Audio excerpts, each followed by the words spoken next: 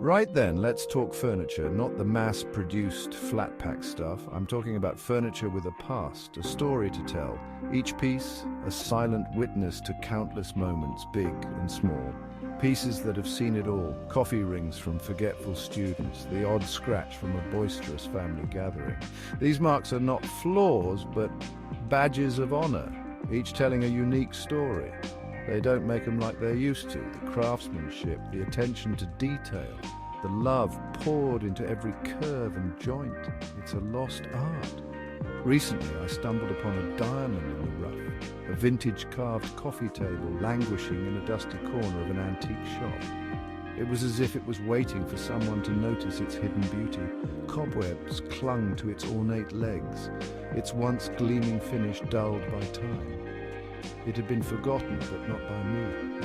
But beneath the grime I could see it, the potential for greatness, the intricate carvings, the solid wood, the history embedded in its very fibers. This wasn't just a table, it was a time capsule, whispering tales of a bygone era. It had witnessed generations come and go, each leaving their mark. I had to have it. The moment I saw it, I knew it was special. It was more than just a purchase. It was a rescue mission. Not just to rescue it from its forgotten existence, but to breathe life back into it, to let its story unfold once more. The restoration process was meticulous, a labor of love. Little did I know this restoration project would become a journey of discovery, a testament to the enduring beauty of handcrafted furniture. It was a reminder that sometimes the most beautiful things are hidden in plain sight, waiting to be rediscovered. The first rule of any restoration project: don't underestimate the enemy. The enemy in this case is time itself. Time, my friends, is a relentless force. It creeps up slowly, almost imperceptibly, until one day you realize the extent of its impact. It can turn sturdy oak into a brittle shadow of its former self and reduce once vibrant finishes to a cracked and faded mess. The transformation is gradual but inevitable. My newfound treasure, the coffee table, bore the scars of time with a certain dignity. Each mark and scratch told a story, a testament to its long journey. The once proud carvings were dulled, the finish worn thin, and a network of fine scratches crisscrossed its surface. These imperfections, however, added to its charm. A wobbly leg hinted at loose joints, a common ailment in furniture of a certain age. It was a sign that this piece had been well used and well loved. But here's the thing about old furniture. It's more resilient than it looks. Despite the visible damage, it has a strength that modern pieces often lack. Beneath the superficial damage lay good, solid wood, seasoned by years of use. This wood had character, a depth that only time could bestow.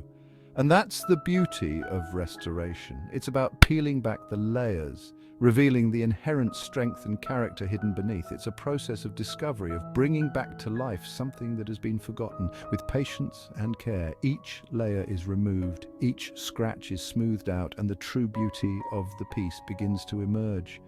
It's a labor of love, a journey back in time.